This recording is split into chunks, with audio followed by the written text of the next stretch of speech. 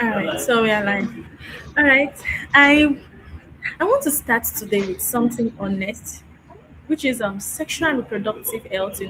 Is one of those topics that people either whisper about or avoid completely.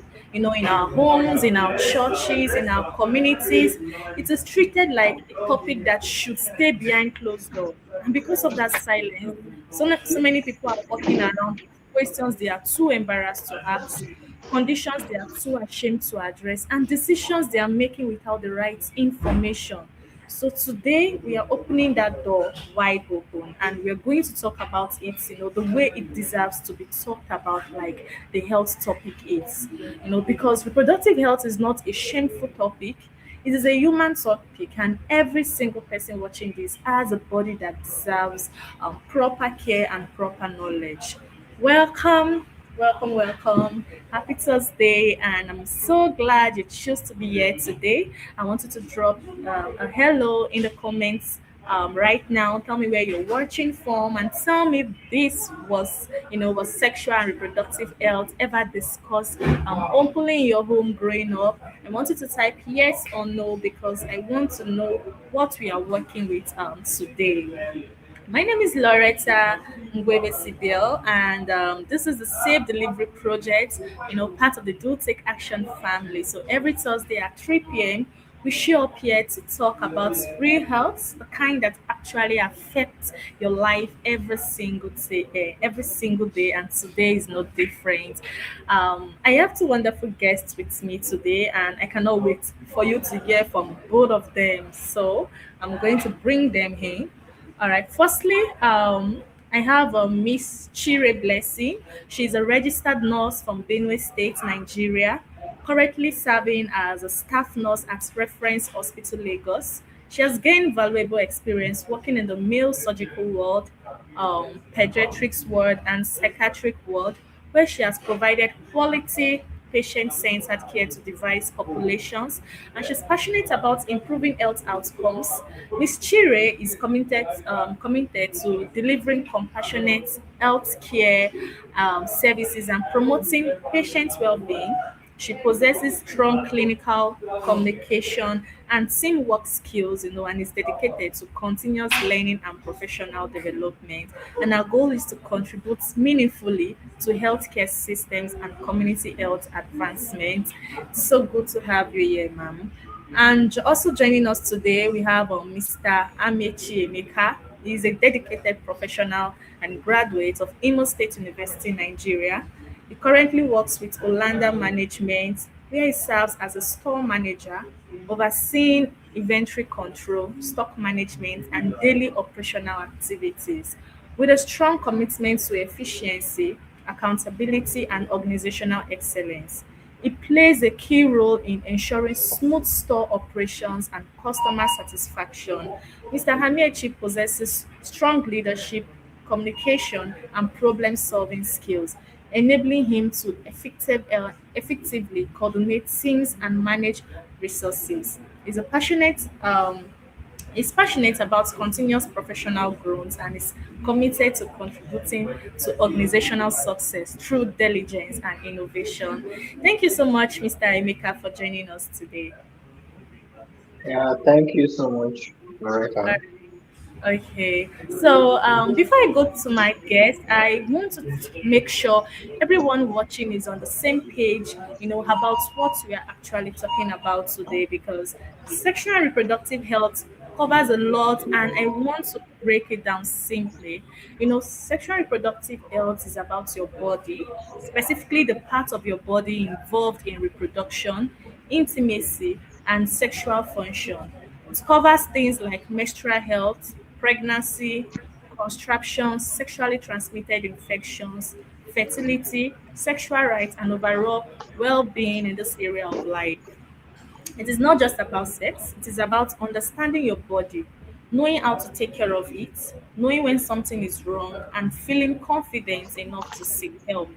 So now, why this matters so much, is because when people do not have accurate information about their reproductive health, they make decisions based on rumors, fear, or what someone told them that may not be true. And so a young woman who does not understand a menstrual cycle may not notice when something is wrong.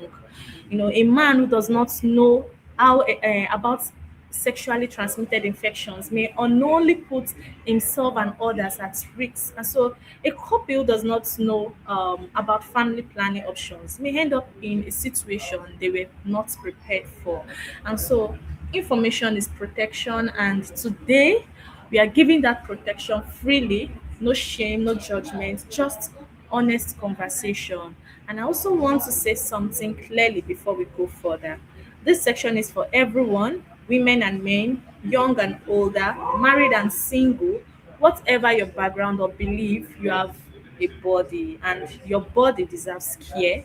And knowing how to take care of it is not something to be embarrassed about. So let's bring in our guests. Okay, okay, oh, there's a network issue from Miss Chire. She has not joined live yet. She's complaining of she said there is no network from her end. So I guess we'll just go further. All right, so Mr. Emeka, I have some few questions for you.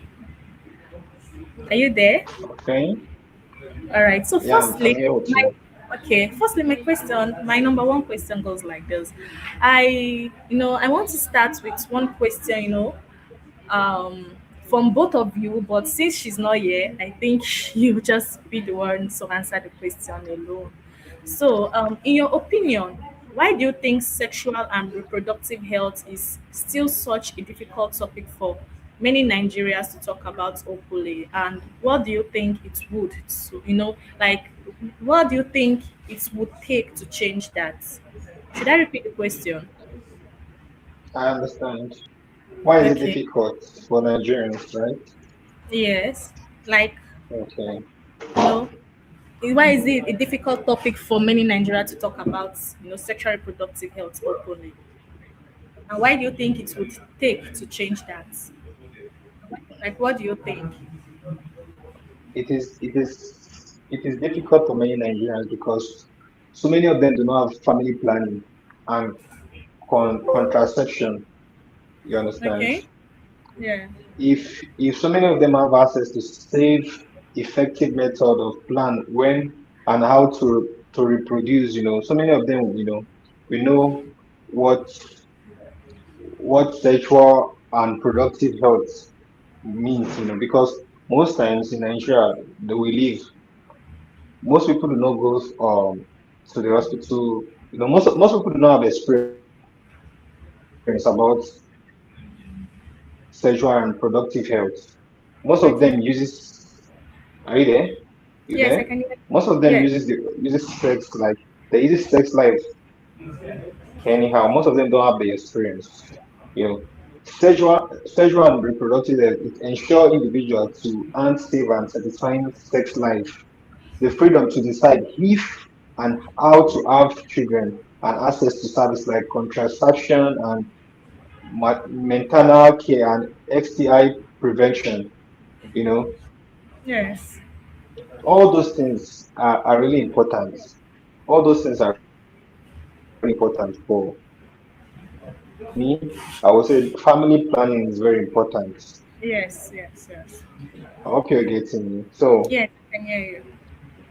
so that's my own idea. Most of them do not have that family planning. So I'll just tell them, you know, it's very good to have a family plan. It Yes. will help. Yeah. So that's what I have to say here. All right, thank you so much for that wonderful contribution. Like you said, family planning is very, very important because up to now, not everybody even have idea what family planning is all Yeah. about. Yes, and then you see them giving birth to 10 children, 6 children, and at the end, they can't even afford to take care of them. So thank you so much for that wonderful contribution. All right, so my next question. As I someone think who the is not network. in the huh? Can you hear me? Can you hear me?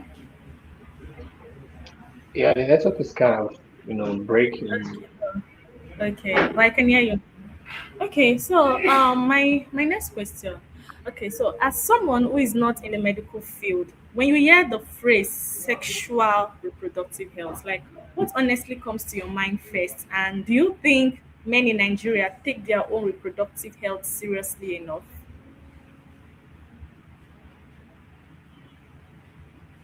Can you hear me?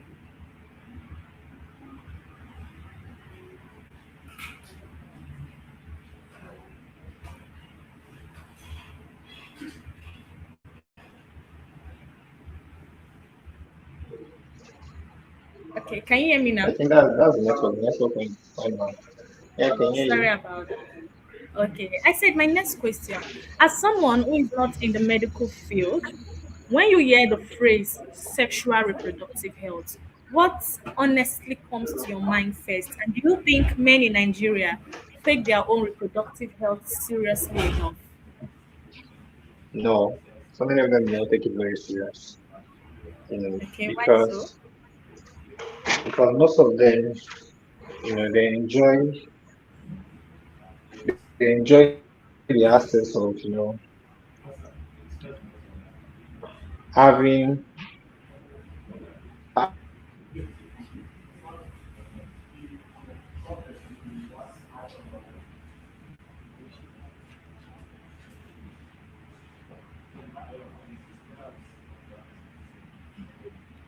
Okay, so his network is really, really bad from his hand. So just wait a moment.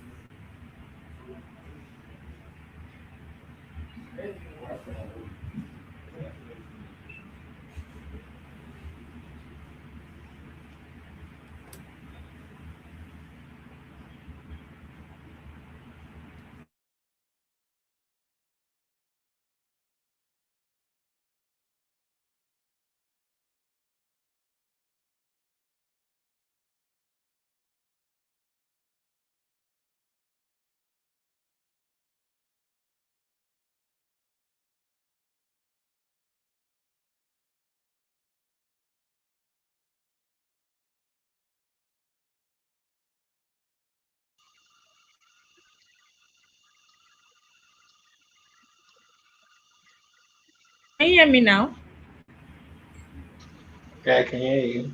Your network is really bad. All right, so go on, My please. network is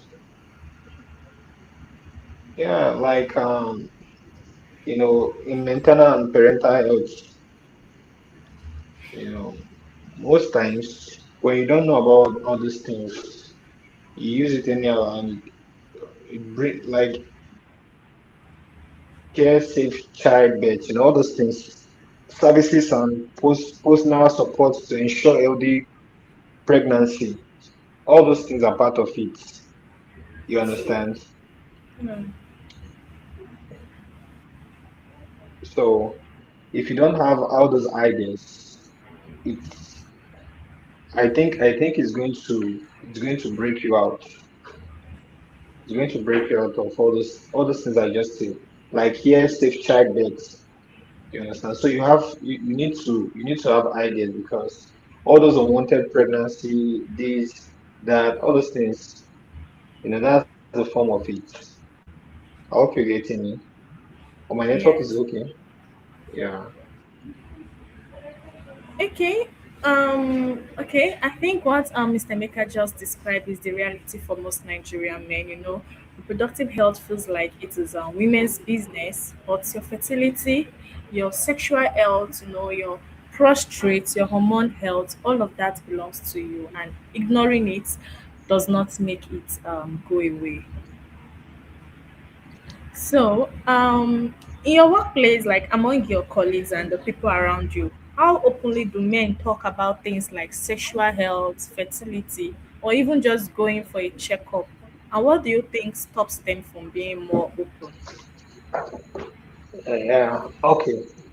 If I should say, some men nowadays, most of them, while having sex, most of them are like they're very comfortable not having tests or checkup because most of them are very confident in themselves. Like this person I had sex with, she's very clean, she's this, she's that. Most times, when you're feeling any symptom, you need to go for tests. Because me, I know, and I know very perfectly, like many people are scared of, going for checkup.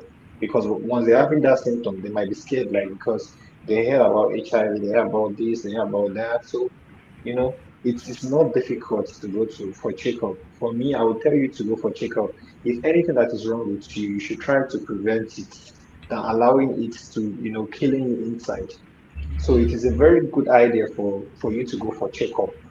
Even if it's a sexual transmitted disease, any form, you need to go for checkup. You understand? So it is a very good sign. Why having sex, you should protect yourself. That is the number one. That is the number one factor. Protect yourself, because in our daily life, most people in this our present world, everybody just wants to have it, raw, because they say that is the sweetest part of it. For me, I don't feel like that is the sweetest part of it. If you're not married to any person and you're just doing it like you're having it raw with that person, I don't think it's a good sign, because most times you don't know that person very well. You cannot give this person your full trust. You understand? Because you don't know what that person is doing outside. So you have to, like, they say abstinence is the key, to prevent, any form of infection. So you need to prevent yourself. So that's what I have to say. All right, thank you so much for that wonderful contribution. Because what you just described is something I think so many men can relate to. That culture of silence among men. Where talking about your health, it feels like admitting weakness. But weakness is actually going years without a checkup because you were too proud to go. So strength is taking care of your body so you can be there for the people who need you. All right. So my last question: Yeah. if a man watching this today, has never thought seriously about his own reproductive health, never had a checkup, never talked about it, never really paid attention, what would you say to him as a man yourself to encourage him to start? If a man watching Yeah, this today never, as a man, for okay, instance, yeah, as a man, so many people do not know that they have infection inside of them, you know. okay, But I think